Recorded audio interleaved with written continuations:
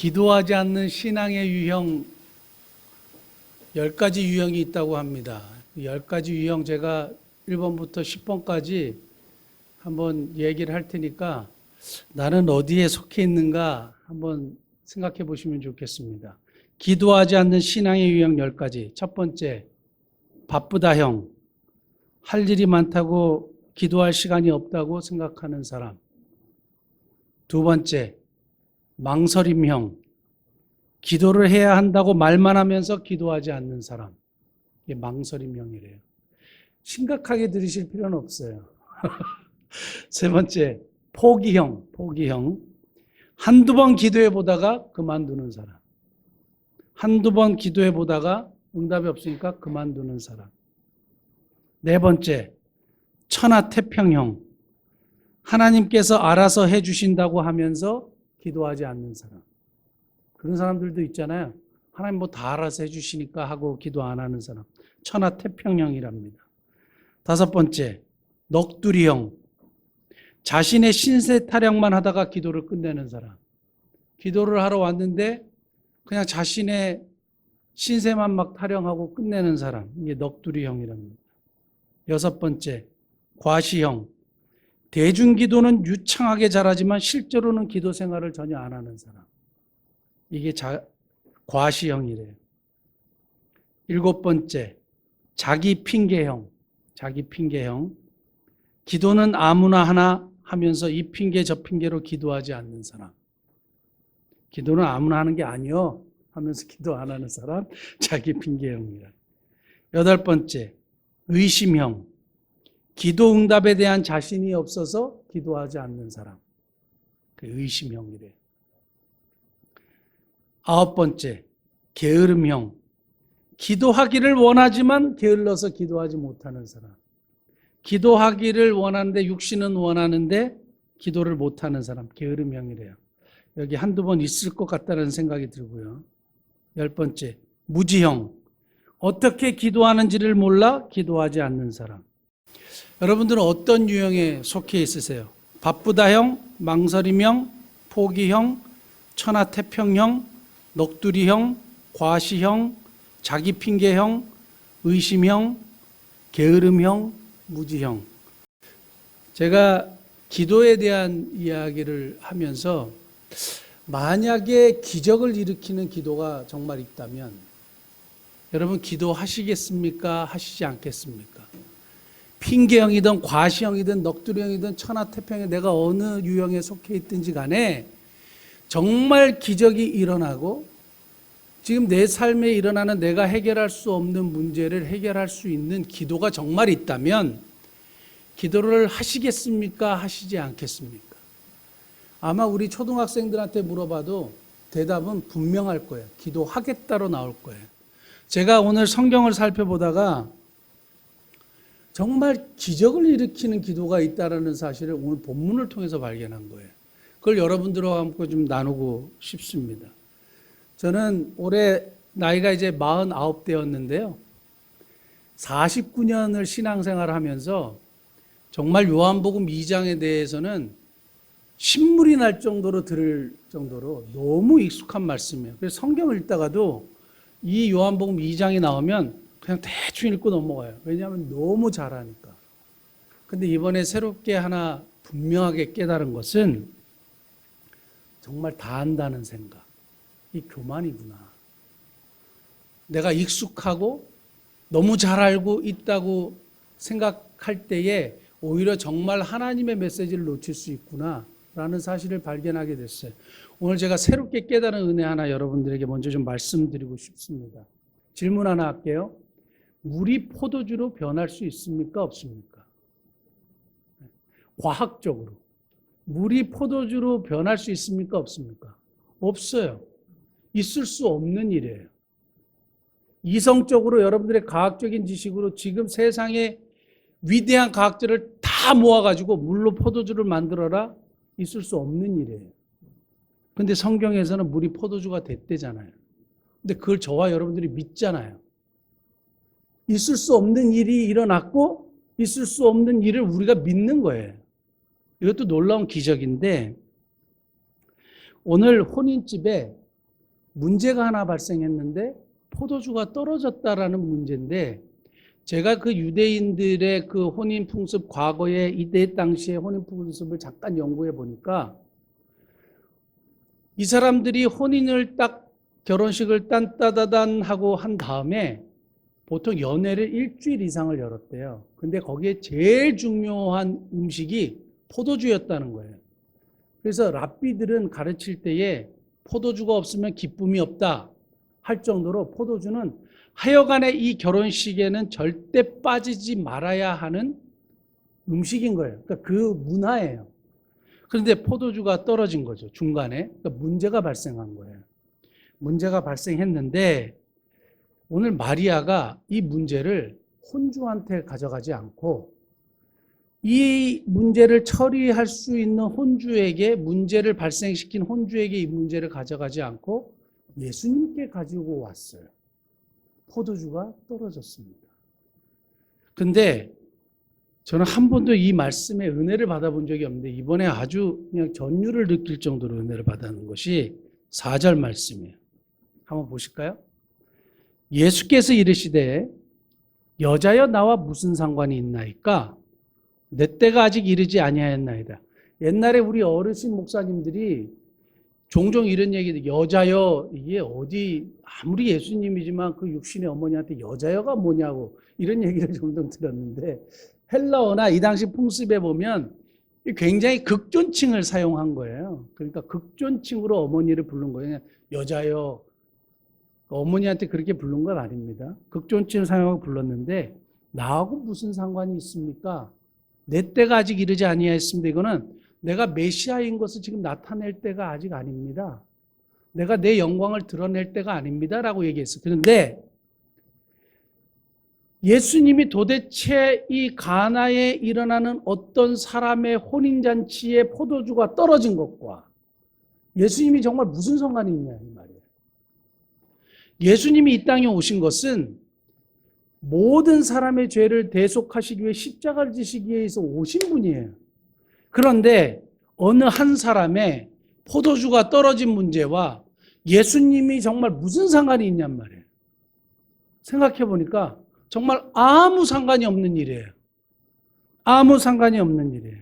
그런데 이러한 사람들이 실수해서 생긴 문제잖아요.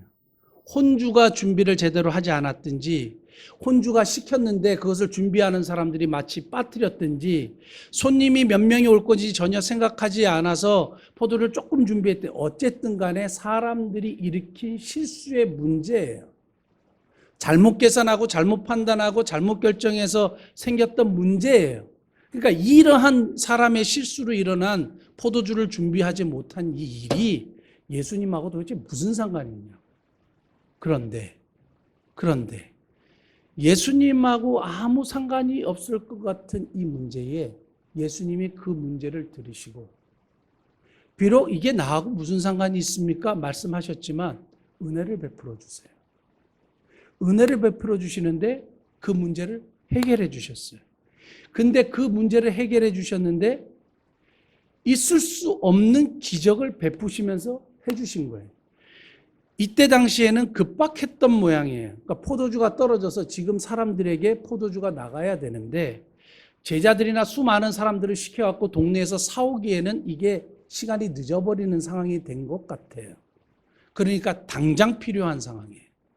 그러니까 물을 포도주로 변하는 말도 안 되는 기적을 베푸시면서까지 이 일을 도와주셨어요.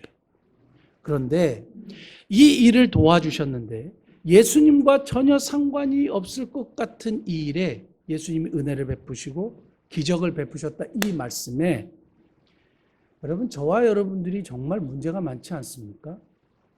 문제가 전혀 없는 분은 한 사람도 없겠죠. 가만히 생각해 보면 우리들에게도 문제가 너무 많은 거예요. 나의 실수로, 나의 욕심으로, 나의 잘못된 결정으로, 나의 이기심으로, 나의 질투심으로 발생하는 수많은 일들이 내 삶 가운데 있는 거예요. 내 가정에 문제가 있을 수가 있고, 내 남편의 문제가 있을 수가 있고, 내 아내에게, 내 자녀에게, 나의 사업장에 나의 일터에 또 나의 실수로 인해서 생길 수많은 일들이 있어요. 제가 보니까 우리 모든 사람들은 문제투성이 인생에 살고 있는 것 같아요. 불완전한 세상에 우리가 살고 있기 때문에 문제투성이인 거예요. 그런데 도대체 내가 욕심을 부려서 내가 실수해서 생긴 문제와 예수님이 도대체 무슨 상관이 있냐고요. 이런 거예요. 그런데 예수님이 은혜를 베푸셨어요. 예수님이 그 문제를 해결해 주시고 예수님이 있을 수 없는 기적을 베푸시면서까지 한 사람의 이 기쁜 결혼식이 슬픈 결혼식이 될 수 있는 상황을 회복시켜 주신 거예요. 이것은 우리에게 적용해 보면 나의 실수로, 나의 잘못된 판단으로, 나의 잘못된 결정으로 발생시킨 수많은 일들, 문제투성이 가운데 쌓인 나의 문제, 예수님이 관심을 가지시고 해결하실 수 있다는 거예요. 그래서 오늘 일어난 이 말도 안 되는 기적의 역사, 기적을 일으키는 그 내면에 무엇이 있었느냐? 예수님을 움직이셨던 이 기적의 한복판에 뭐가 있었느냐? 기도가 있었어요. 기도가 있었는데 그 기도의 세 가지 요소에 대해서 여러분들에게 말씀을 드리려고 하는 거예요. 자, 첫 번째, 순종하려는 자세. 순종하려는 자세. 2장 5절 한번 볼까요? 2장 5절. 같이 한번 읽겠습니다. 그의 어머니가 하인들에게 이르되 너에게 무슨 말씀을 하시든지 그대로 하라 하니라. 우리가 잘 아는 말씀이죠. 하인들에게 얘기해서 예수님한테 가서 예수님이 뭐라고 얘기하든지 간에 들어라. 예수님이 만약에 나에게 뭐라고 얘기하면 내가 그걸 듣겠다. 이런 얘기 아닙니까? 예수님이 나에게도 뭔가를 지시하면 난 그대로 따를 테니까 너희들도 예수님이 뭐라고 말씀하신지 상관없이 무조건 그대로 해라. 그대로 하는 것이 순종이라는 개념이에요. 자, 그런데 순종에는 두 가지가 있어요. 두 가지 요소가 있어요. 첫 번째는 우리가 순종할 수 있는 이유는 믿음이 있기 때문에 순종하는 거죠. 순종의 전제 조건은 믿음인 거예요. 대상에 대한 믿음이 없으면 순종하지 않습니다. 대상에 대한 믿음이 없으면 순종하지 않습니다. 제가 미국에서 목회를 할 때나 그리고 여러 교회에서 사역자로 사역을 할 때나 또 사역자인 친구들 또 동료 선후배들의 이야기를 들어서 종합해 보면 교회의 목사님에 대한 신뢰가 딱 떨어지지 않습니까? 어느 대상에 대한 믿음이 딱 떨어지면 가장 먼저 드러나는 현상이 헌금을 하지 않아요. 후원을 하지 않고 헌금을 하지 않고 그분을 섬기는 일이 현저하게 확 줄어들어요. 그리고 말을 하면 잘 듣지 않아요. 왜냐하면 그 대상에 대한 믿음이 상실했기 때문이에요. 순종이 발생할 수 있는 요인 중에 하나는 뭐냐? 그 대상에 대한 믿음이요. 근데 놀라운 것은 뭔지 아세요? 마리아는 이때까지 한 번도 예수님이 어떤 기적을 베푸신 것을 본 적이 없어요. 이거는 예수님이 첫 기적이에요. 한 번도 기적을 일으키신 적이 없었어요. 그런데 마리아는 이 문제를 혼주한테 가져가지 않고 예수님이 이 문제를 해결하실 수 있다는 믿음을 가지고 왔다는 거예요. 그리고 하인들에게 무슨 말씀을 하시든지 순종해라. 그리고 나에게도 무엇인가 말씀하면 난 무조건 순종하겠다. 이 태도인 거예요. 그러니까 순종의 전제 조건은 믿음인 것이고 또 하나는 순종은 뭐와 함께 같이 동반되느냐 하면 순종은 갑지부를 동반해요. 순종은 갑지부를 동반해요. 순종에는 두 가지 요소가 있다 그랬어요. 하나는 첫 번째는 믿음이고 또 하나는 갑지불이에요. 자, 무엇이든지 그대로 해라 했을 때 하인들이 해야 되는 건 뭐냐면 예수님이 뭐라 그랬냐면 저 돌 항아리에다가 물을 아구까지 가득 채우라 그랬어요. 근데 그 돌 항아리가 유대인의 정결 예식을 위해서 준비된 항아리라 그랬어요. 유대인들 이렇게 사막 지역에 사니까 또 샌들을 신고 다니니까 먼지가 많이 묻지 않습니까? 그래서 집 안에 들어가기 전에 그 항아리에 깨끗한 물을 퍼서 발을 씻고 집 안에 들어갔고 그 다음에 정결 예식 중에 밥을 먹기 전에 우리도 아이들한테 손 씻어라고 얘기했듯이 이들의 문화는 무조건 손을 씻어야 돼요. 밥 먹기 전에. 그래서 그 돌 항아리에서 물을 떠서 손을 씻었어요. 이게 정결 예식이에요. 근데 한 통에는 약 35리터에서 40리터. 그러니까 한 통이 35리터에서 40리터니까 두세 통 든다. 그러면 플러스 마이너스 다 자르고 한 항아리에 100리터가 들어가는 거예요. 근데 이게 6개가 있는 거죠. 그럼 100리터가 6개 있으면 600리터예요. 제가 가만히 계산해 보니까 제가 카니발을 타고 다니는데 60리터 조금 넘게 들어가요. 그런데 이 경유는 휘발유보다 이 넣는 구멍이 더 커요. 저는 처음 알았는데 휘발유는 이게 더 좁고 경유는 더 넓어요. 그런데 60리터를 넣으면 시간이 꽤 걸려요. 유대 풍습에, 유대 나라에 이 당시에 수도 시설이 있었느냐? 전혀 없어요. 그러면 뭘 해야 되느냐? 우물에 가서 물을 길러야 돼요. 그러니까 우물이 바로 옆에 있으면 또 얼마나 좋겠어요. 그러니까 하인들이 해야 되는 거는 그대로 하라. 여기에 순종에 뭐가 따르냐? 희생에 땀 흘리는 수고에 갑지불이 따라야 되는 거예요. 갔어요. 마침 저희 어머니가 오늘 오셨는데 어머니가 예전에 시집에 와가지고 저희가 산 위에 잠실이라고 불리우는 산 중턱에 살았어요. 잠실이라는 것은 누에를 키웠다는 얘기예요. 저희 집이 누에를 키우고 뽕나무도 키우고 그래서 잠실이라는 곳에 살았던 기억이 제 어렸을 때 좀 나는데요. 물을 길르러 어떻게 했냐면 산을 내려와야 돼요. 그 산을 내려와서 물을 길러가지고 그걸 또 산 가지고 와가지고 거기서 또 그 물로 밥을 해가지고 또 물이 없으면 또 내려가가지고 그 물로 길러가지고 올라온 거예요. 이거를 생각해 보면 오늘 하인들이 뭘 했느냐? 돌 항아리에 채우기 위해서 물을 어디 가고 계속 길러야 되는 거예요. 600리터의 물을요. 두세 통 드는. 40리터 들어보셨습니까? 무거워요. 굉장히 무겁습니다. 그런데 하여간에 600ml를 다 채웠습니다. 600리터를 다 채웠어요. 여러분 지난주에 제가 설교 말미에 이번에 필리핀에 교회 갈 때 정말 큰 선물을 하나 가져가고 싶다. 그 얘기한 거 기억나십니까? 그러면서 우리 필리핀 교회에 필요한 교통수단인 트라이시클, 태국에는 뚝뚝이라고 불리우는 오토바이 옆에 이렇게 사람들 타는 이걸 만드는 거, 그걸 가져가고 싶다고 제가 얘기를 하지 않았습니까? 근데 놀라운 거는 어느 분이 제 설교를 듣고 그렇게 하시겠다고 헌금을 했어요. 헌금을 했는데 얘기를 들어보니까 자기가 돈이 많은 분이 아니에요. 마침 대출을 했는데 그 돈이 들어왔대요. 대출한 돈이 들어왔대요. 그리고 그 설교를 들으면서 그냥 한 20-30만 원 헌금해야지. 그냥 저 얘기를 들었으니까 그냥 지나갈 수는 없으니 20-30만 원 정도 헌금해야지 생각을 했대요. 근데 가만히 보니까 자기 자신에게는 너무 풍족하게 돈을 쓰고 대출을 받아서 자기 자신을 위해서 쓰는데 하나님께는 너무 인색하지 않나 이런 생각이 들었대요. 그래서 기꺼이 150만 원을 헌금을 했어요.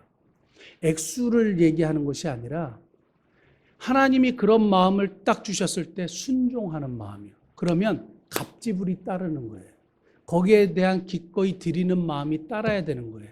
하인들이 나가서 열심히 땀 흘리면서 물을 길러서 그것을 채우는 수고의 땀방울이 있어야 되는 거예요. 그러니까 순종에는 항상 믿음이 있어야 되고 갑지불을 하는 것이 있어야 돼요. 그것이 합쳐져서 순종이 되는 거예요.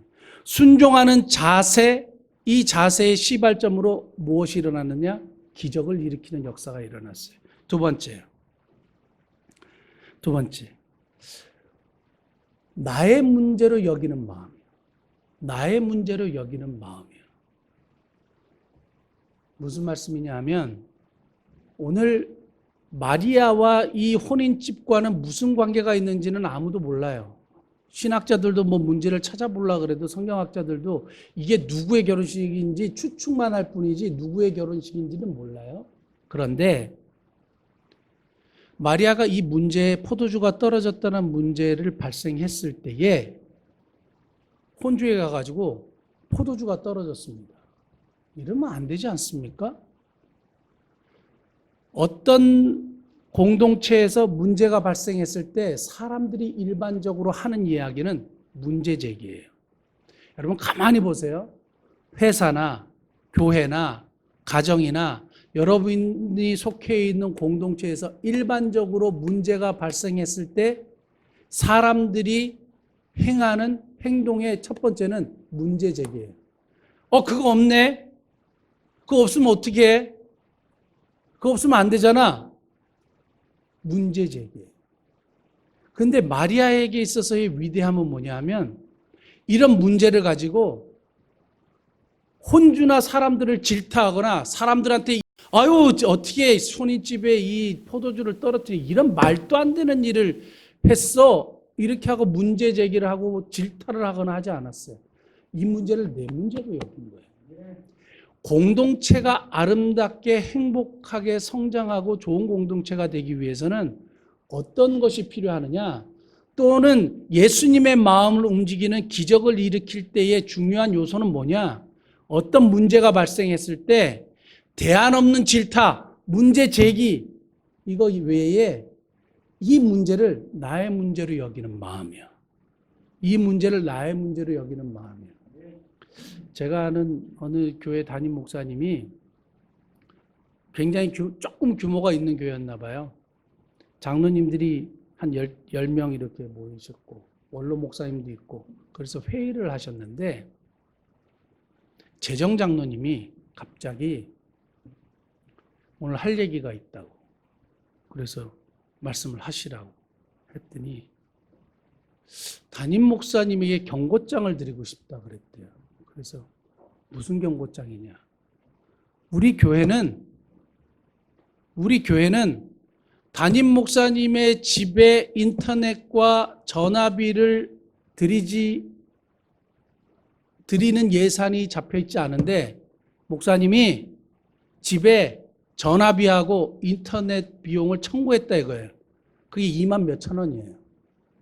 그거를 목사님에게 찾아가서 예산이 안 잡혀 있으면 조용히 목사님 이게 예산이 안 잡혀 있어서 이걸 청구하면 사람들에게 좀 문제가 될 것 같습니다. 이렇게 얘기하면 될 거를 갑자기 어느 순간 그것도 회의 시간에 사람들 앞에서 문제 제기를 뻥 터뜨린 거예요. 그리고 담임 목사님은 뭘 사실 때에 재정부를 통하지 않고 목사님이 단독적으로 뭘 사셨다고. 그것도 얼마 되지 않아요. 몇만 원짜리예요. 그 얘기를 듣고 야 진짜 모든 사람들이 일반적으로 생각할 때는 아니 그걸 그냥 목사님한테 개인적으로 불러가지고 얘기를 하지. 왜 문제를 터뜨리느냐 이렇게 생각하지만 일반적으로 보통 교회에서 사람들이 행하는 행동들이 이래요. 여러분 잘 보세요. 저나 여러분들이나 문제 제기를 보면 저거 저렇게 있네. 저거 누가 그랬어?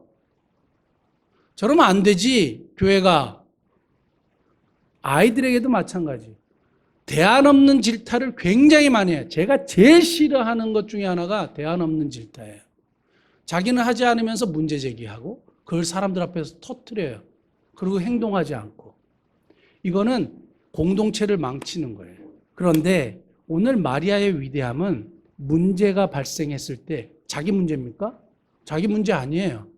근데 이 문제를 나의 문제로 여기는 마음으로 누구에게 왔느냐? 예수님께 온 거예요. 사랑하는 성도 여러분, 저와 여러분들이 어떤 문제가 발생했을 때 나의 문제로 여기고 기도하는 그런 성숙한 신앙으로 나아갈 수 있기 원합니다. 이것이 기적을 일으키는 두 번째 요소예요. 마지막 세 번째예요. 오늘 설교 제목을 보면 기적을 일으키는 기도, 세 번째 도고하는 신앙이에요.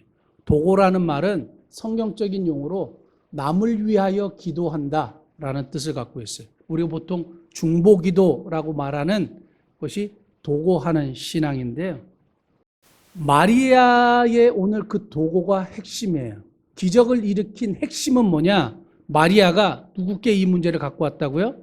예수님께 갖고 왔다고. 이거를 도고라고 하는 거예요. 여러분, 여러분들의 삶 속에 문제가 있다면 진짜 이야기를 잘 들으십시오. 그리고 정말 이 말씀을 그대로 믿는다면 기적을 일으키는 기도의 핵심은 도고하는 신앙이에요. 누구를 위해서? 문제가 있는 다른 사람을 위해서. 내 문제가 아니라 문제가 있는 다른 사람을 위해서 먼저 기도하는 거예요. 이 문제를 나의 문제로 여기고 이 문제를 내 것으로 생각하고 대안 없는 질타를 하거나 문제를 막 발생시키거나 혼을 내거나 하는 것이 아니라 이 문제를 조용히 예수님께 갖고 오는 거예요. 여러분들이 교회 생활이나 교회 공동체에 어떤 심각한 문제에 빠진 형제 자매를 발견했으면 뭘 해야 되느냐? 그 문제를 내 문제로 여기고 그 문제를 예수님께 가져다 드려야 돼요. 예수님이 그게 나와 무슨 상관이 있느냐 하시면서도 은혜를 베푸세요. 은혜를 베푸시고 기적의 역사를 일으켜 주시는 거예요. 어떤 기도에? 도고하는 기도에. 도고하는 기도에 기적이 일어나는 거예요. 그러니까 제가 예전에 동두천에서 사역할 때에 식당으로 올라가는 길이 계단이 이렇게 되게 높아요. 근데 기억할지는 우리 아들이 기억할지 안 할지는 모르겠는데 그 계단에서 저 위에서부터 굴러 떨어졌어요. 거기서 굴러 떨어지면 이게 목뼈가 부러지든지 하여튼 뭔가 탈이 날 수밖에 없는 높이예요. 근데 제가 성은이를 딱 안으면서 그때 왠지 모르게 강하게 느꼈던 건 뭔지 아세요? 이건 분명히 크게 다칠 수 있는데 누군가 얘를 위해서 기도하고 있구나.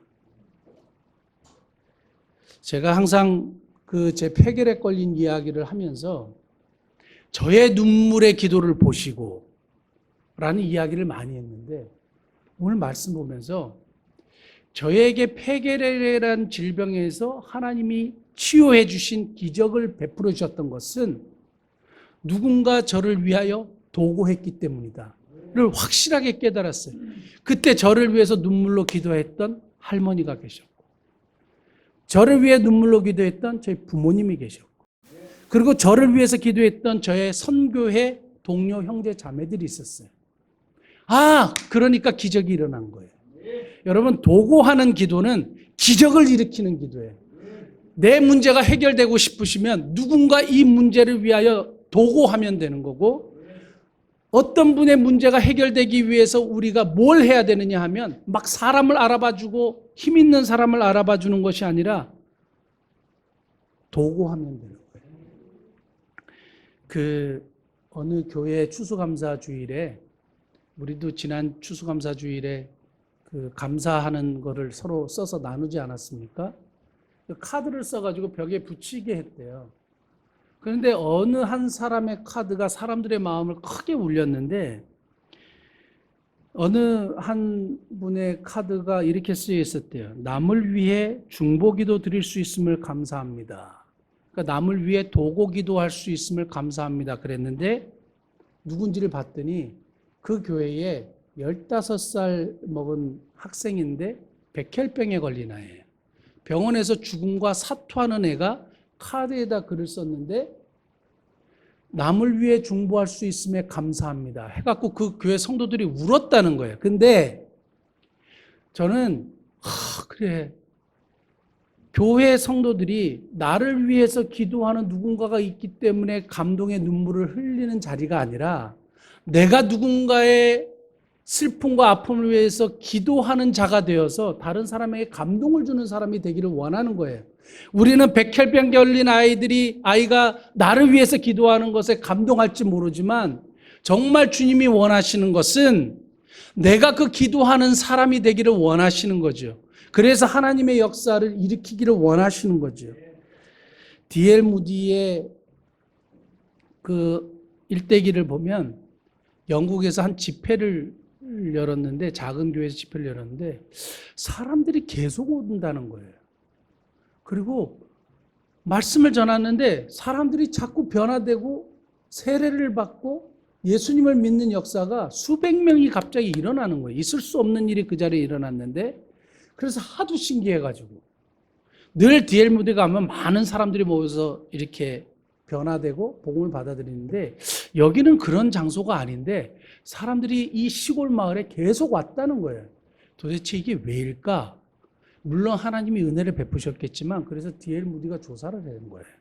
보니까 아드라르드라는 이 하반신 불구인 어느 여성분이 자신의 교회에 부흥을 위해서 계속적으로 기도하고 있었고, D.L. 무디가 온다는 소식을 듣고 침상에서 도고의 기도를 계속한 거예요. 하나님, 우리 교회에 정말 부흥을 주십시오. 예수 믿는 사람들이 계속 일어날 수 있도록 은혜를 베풀어 주십시오. 그래서 이 아드르라드라는 이 여인의 기도를 통해서 수백 명이 구원을 받았다, 이렇게 간증했어요. 여러분, 한 사람의 기도가 수백 명을 구원할 수 있다고 저는 그렇게 믿습니다. 한 사람의 기도가, 한 사람의 도구가 오늘 물이 변하여 포도주를 일으키는 기적의 역사를 일으킨 것처럼, 저와 여러분들의 이 도구하는 기도가 삶을 바꾸고 하나님의 역사를 일으키는, 놀라운 기적을 일으키는 기도가 될 줄 믿습니다. 여러분, 기적을 일으키는 기도가 있는데 기도하시겠습니까? 안 하시겠습니까? 내 문제 가지고 그냥 계속 눈물 흘리지 마시고 남의 문제를 내 문제로 여기고 하나님 앞에 한번 간절히 한번 기도해 보시고, 그분 속에 일어나는 하나님의 역사를 한번 우리가 체험하는 복된 2020년 되시기를 예수님을 축복합니다. 기도하시겠습니다.